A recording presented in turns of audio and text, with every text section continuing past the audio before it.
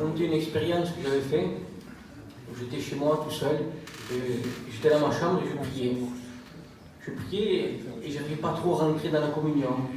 Donc, on va dire, j'ai eu une attitude vraiment d'humiliation devant Dieu.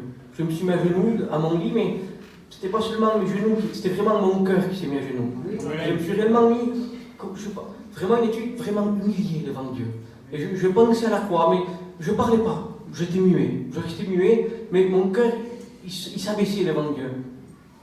Et vraiment, l'Esprit de Dieu est vraiment venu sur moi, et j'ai réellement réalisé, j'ai pas une vision, mais je comprenais réellement la croix.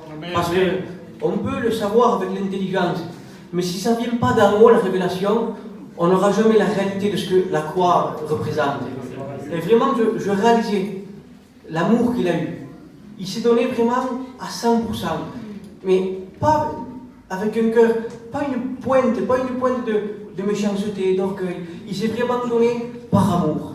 Et ce qu'il a fait vraiment arriver au bout, c'est que la seule motivation, c'était vraiment l'amour. Et je réalisais cet amour qui était vraiment puissant, un amour vraiment tout puissant. Mais il ne peut pas se manifester de la manière...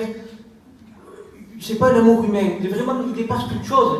Mais pour déclencher cet amour dans une vie, il faut votre oui. L'élément déclencheur, c'est le oui de la personne, c'est un cœur repentant. Donc si vous voulez que cet amour se déverse dans votre cœur, que vous la compreniez, il faut réellement votre oui à vous. Sans votre oui, c'est pas possible.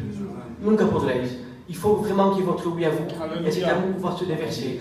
Mais demandez à Dieu, parce qu'on a la connaissance, parce qu'on connaît, ça fait longtemps qu'on connaît. Mais si ce n'est pas Dieu vraiment qui vous révèle, jamais vous le comprendrez. Alors que Dieu vous le révèle et que Dieu vous bénisse. Amen.